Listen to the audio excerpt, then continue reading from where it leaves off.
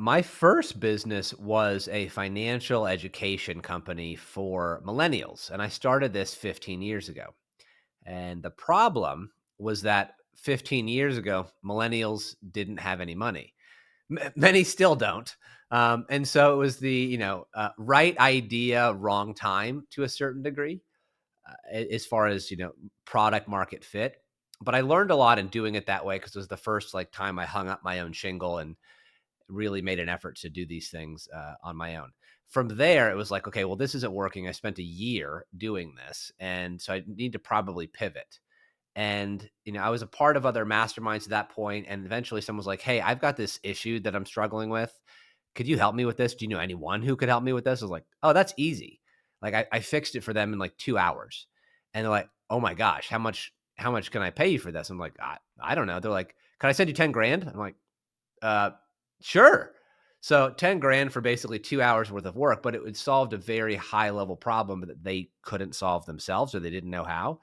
And that was like one of the first realizations of, okay, I need to pivot slightly and I'm going to go down this avenue. And, uh, you know, the rest is sort of history to a certain degree. Now, multiple companies in the marketing space, et cetera. But it's really like we all fall in love with our ideas and we think that our glop is the best glop. And, whatever it is that you're selling, a product, a service, an e-com, a drop shipping, whatever it is. And the reality is like the market will dictate what they want. You have to be able to pivot, not be emotionally attached to some of those things in order to keep going down that path. So that's how I started in it. And then it's been just iterations on iterations from that, I would say.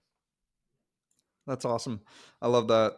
So, when you got into your first business and you had that amazing experience that kind of showed you that there's like another tier to the game of business, which is something that I think is one of the most hidden gems that people are not talking about as much. I think the first person that I've heard talk about it is Alex Hermosi in one of his shorts that I watched. And the idea is like, if you want to basically, get wealthy in your business, what you need to do is you need to solve the problems of rich people, right?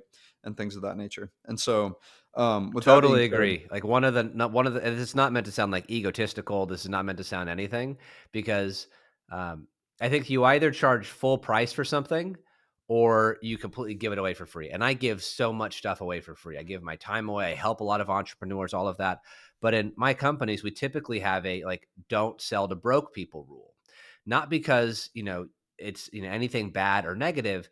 It's a more significantly more difficult sales process, and if you can help them and like have the best service, but if they don't have the money to pay you, you're not going to be in business for very long. And at the end of the day, you have to run a business, not a charity, if you want to have any depth of like or length of time that you're going to be around. So I wholeheartedly agree with that. Is like sell to rich people, and then the profits and all the things that you generate from that, give it away, go help people, give your time back. And that's much of my philosophy as far as how we operate. So I couldn't agree more with what you just said. I love that. I think there's a lot to be said about it too, because I have this theory. I don't know. I might be able to say it better in the future, but right now the way it is just like anybody who's on their entrepreneurial journey, right? There's basically just call it 20 skill sets that you have to master or you have to hire out, right? And what ends up happening is with those first 10 skill sets that you have to adopt, before you get to the 10th one, you haven't even made your first dollar.